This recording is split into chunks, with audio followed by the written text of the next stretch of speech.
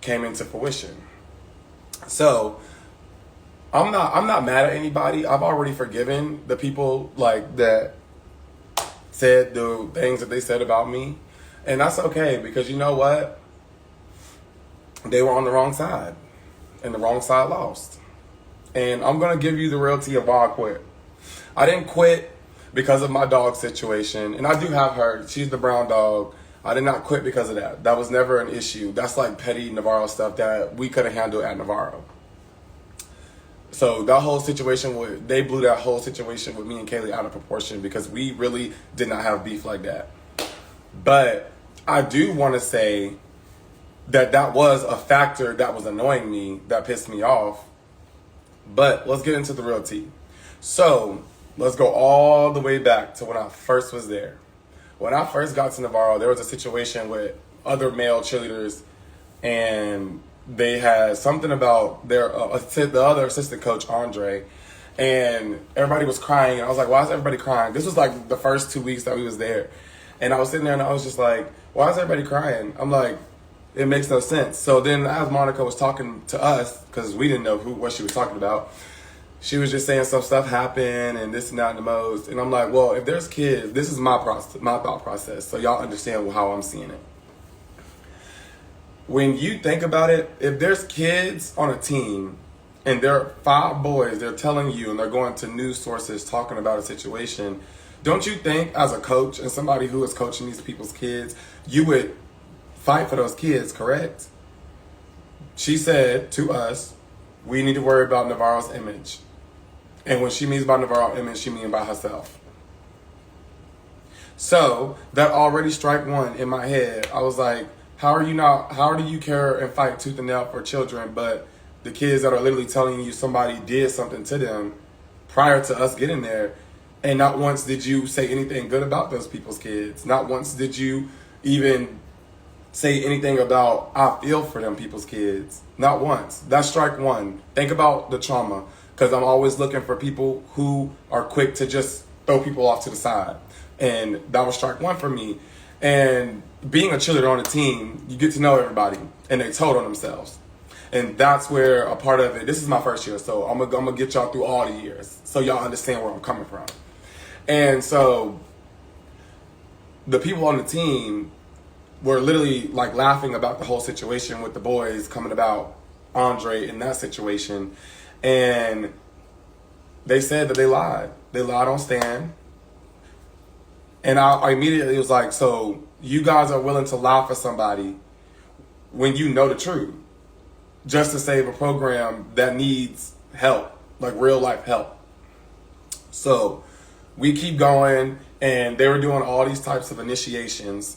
And one of them, when we went to camp, this was my first year, they were walking us in the rain, had us blindfolded, and we were holding in some garage somewhere by SMU in Dallas. And so me having the anger issues that I had, first off, I said, why am I walking in rain? Why do y'all have us blindfolded? And the first thing they say is, shut up. You're doing what we tell you. First off, who are you talking to? Like I always tell them, I am not these kids that grew up in white picket fences and don't know how to stand up for myself. Who are you talking to? And that's when Kaylee came and she was like, ladarius, everything is okay. Because Kaylee always been my rider. Like the fact that we even was arguing over that dog situation, everybody think that we hate each other, that's not even the case. Because Kaylee was always the person that was honestly in my corner, because she knew what I was going through and how I grew up. She could sympathize with that because she felt a lot of stuff growing up with her as well, because she's half black and stuff like that. But that's not even the point. So fast forward with all the initiations and all the other crazy stuff that they used to do in Navarro that I didn't agree with. Like, everybody always drank. I don't drink. I didn't do drugs. I was not that type of person. I came there to cheerlead. Like, that's all I can do. Like, I came there with a purpose to go to school and to cheer.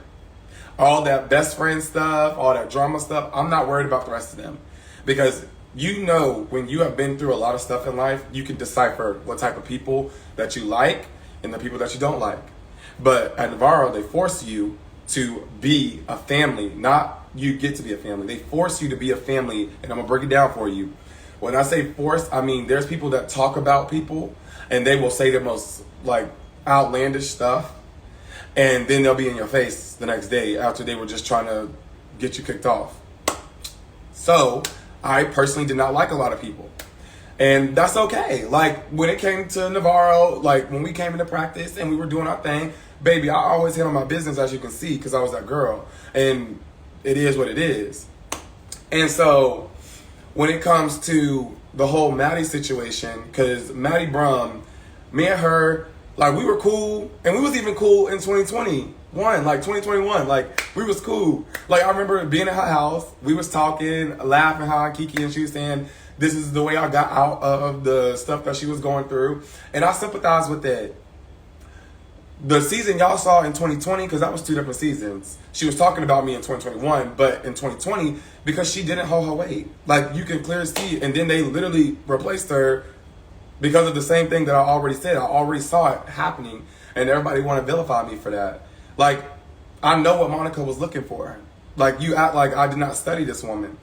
And so it's like I look like a bad person for telling the truth, and then it comes out that they follow right behind what I already said. So then they look even double the dumb. But I'm not here to drag or be mean. I'm here to tell the truth. So the truth was, when we was at Navarro and Monica went to Dancing with the Stars, I didn't care about her going to Dance with the Stars. Baby, you go live your life, do what you got to do. My problem was when I got there, Kaylee was telling people to figure it out. You forget that these people come from all-star teams and they come from high school and stuff like that. They don't have no Navarro like intellect. You got to teach that type of stuff. Everything you do in life, you got to teach it. No matter if it comes natural, you have to teach yourself that. And that was a problem. And then the 2 assistant coaches were fighting. Her and Andy were fighting with each other all the time.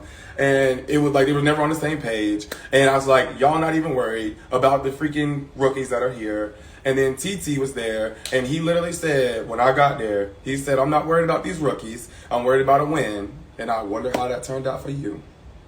Can't do it without the people underneath you. But that's not even the point. The point of it is what sent me off was the lies that they were spreading about me. So the white man that's in the show that's with Monica, not Andy, the white bald man, I was talking to him after the whole incident with the dog situation, and he was like, what's going on? So I went and I told him about everything that we went through. Because I'm sitting here, I'm like, they said that I called a girl fat. Not once in the show did you ever hear me say or call a girl fat. But the girls were literally on the show talking about something that literally is a problem in cheerleading as a whole, the eating disorders. So we know that Sherbs had an eating disorder. I would never call her fat. I never did, and I never will, because I don't play about people and their eating disorders. I know what mental health does to people. So while they were trying to say these things, when me and Sherbs walked into the back of that room on the show of season 1, they were talking about, wait, why can't we video it? I wanted them to video it because I wanted them to hear her say that she lied. I wanted them to hear her say, I know you did not say fat, but I felt as if you thought that I was. That's 2 different things. And as a black man, you have to be like, oh my God, like what's going on? What's going on? Like why is you coming at me, Monica, and you so hard on me when they lied? And then you didn't apologize. Correction, she apologized to me 2 days ago, 4 years too late.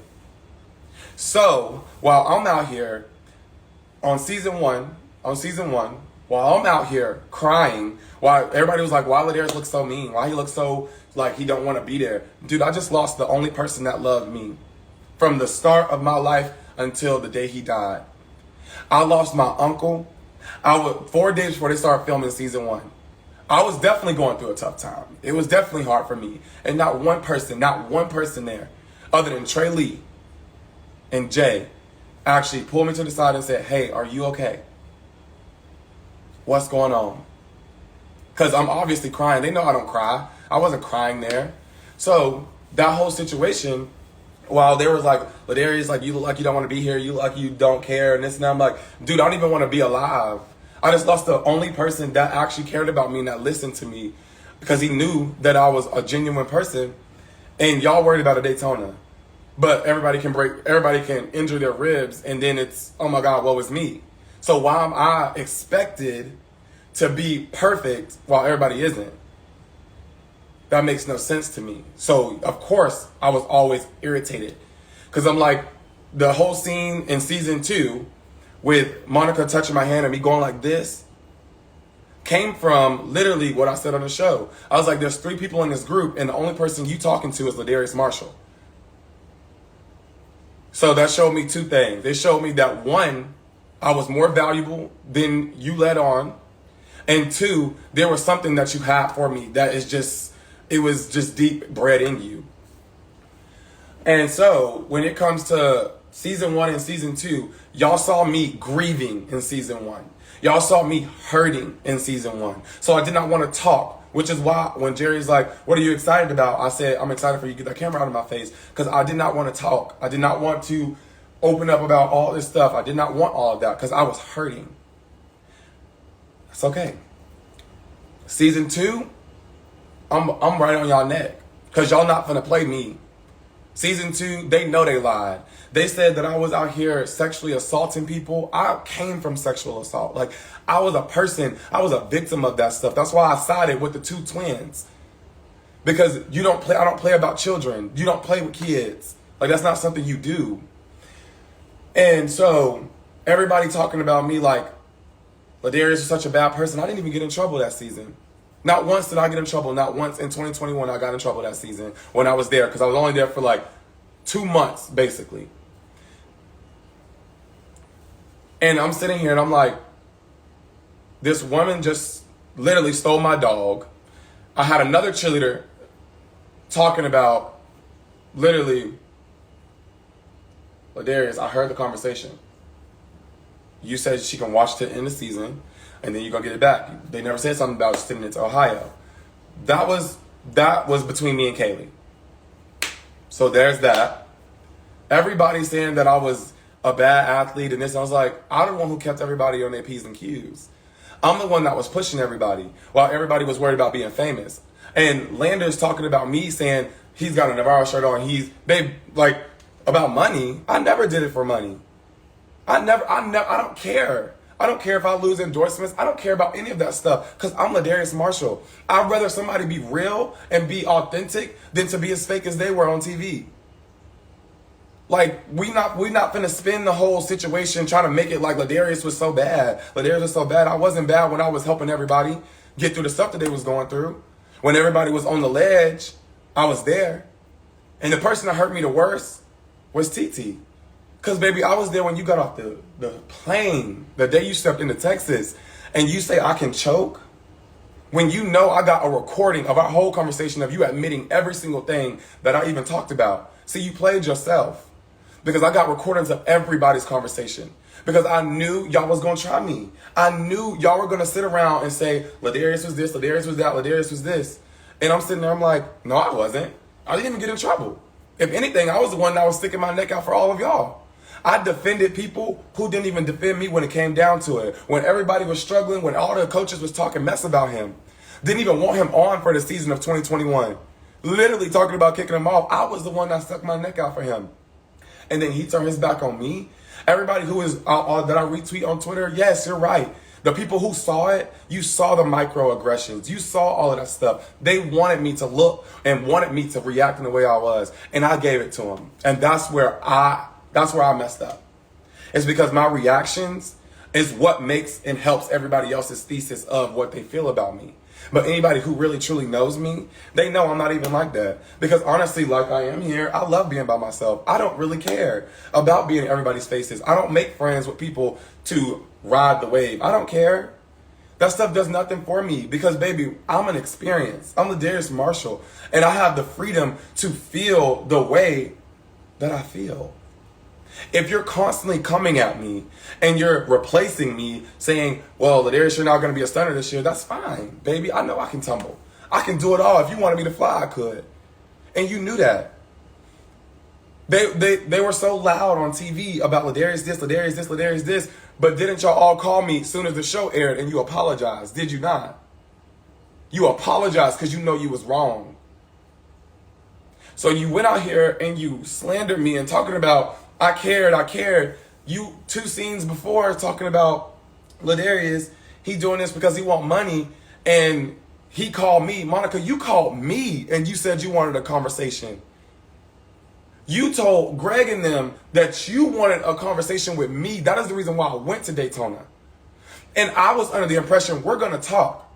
The scene where I was crying and I was going like this and you got up to hug me, you didn't hug me because you cared about me. You hugged me to stop me from telling the truth. Because you know I got a heart. And that's how y'all always done it. Y'all do these crocodile tears and you know because I got a heart. You know that I care about people, that I always went out of my way to take care of the very people that was literally talking a mess about me. And correction, you did not pay for my dorm. It was Debbie Bonner who paid for my dorm. Correction, you did not invite me to, I invited him into my house. You invite everybody into your house. I was perfectly fine Thanksgiving because I didn't want to drive all the way to Mississippi. So I stayed in my dorm. You saw that I was in my dorm and you asked if I wanted to come over and I said, yeah, of course. It was never like, don't try to have that slave complex with me. Because I was going to be good regardless. And you're talking about loyalty. Loyalty would have been me, like disloyalty would have been me leaving Navarro and going to cheer for TVCC like they wanted me to do. Like everybody was hitting me up to do. That would have been disloyalty. Remember the kids the ones that I told